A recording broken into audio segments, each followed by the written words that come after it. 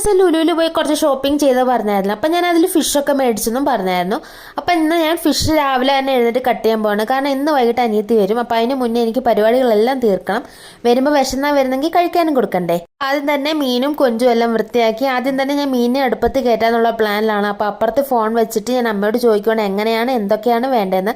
അങ്ങനെ 1 by 1 ആയിട്ട് അമ്മ പറഞ്ഞു തരുന്നുണ്ട്. അതുപോലെ ഞാൻ ഓരോന്നോരോന്ന് ചെയ്യുന്നുമുണ്ട്. അപ്പോൾ എൻ്റെ ഫിഷ് കറി പെട്ടെന്ന് തന്നെയായി. അങ്ങനെ ഫിഷ് ഒരു സൈഡിലിരുന്ന് ആവുന്നുണ്ടായിരുന്നു. അതിനുശേഷം ഞാൻ ഓർത്ത് വെണ്ടയ്ക്ക കുറച്ചുണ്ട്, അതും അടുപ്പത്ത് കയറ്റാന്ന്. പിന്നെ വെണ്ടയ്ക്ക ഒന്നും സീനില്ല, മീൻകറി ആയി കഴിഞ്ഞാൽ പിന്നെ ബാക്കിയെല്ലാം ചടപടേന്നായിരുന്നല്ലോ. അങ്ങനെ വെണ്ടയ്ക്ക ഓൾമോസ്റ്റ് ആയി കഴിഞ്ഞപ്പോൾ ഞാൻ വെച്ച് കുറച്ച് നേരം TV കാണാമെന്ന്. എനിക്ക് അതിൻ്റെ ഇടയിൽ കുറച്ച് ഗ്യാപ്പ് കിട്ടി.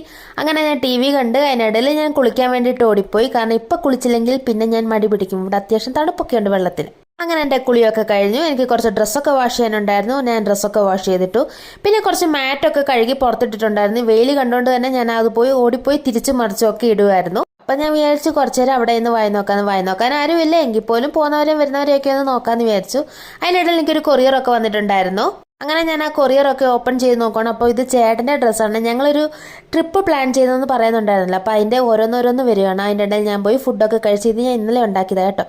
അപ്പോൾ എൻ്റെ പരിപാടി എല്ലാം കഴിഞ്ഞപ്പോൾ കുണുങ്ങി അനിയത്തി വന്നു. അപ്പോൾ ഇവള് വന്നിട്ടുള്ള ഇനി ബാക്കി വീഡിയോസ് കാണാം. അതുവരെ എല്ലാവർക്കും ടാറ്റ ബൈ ബൈ.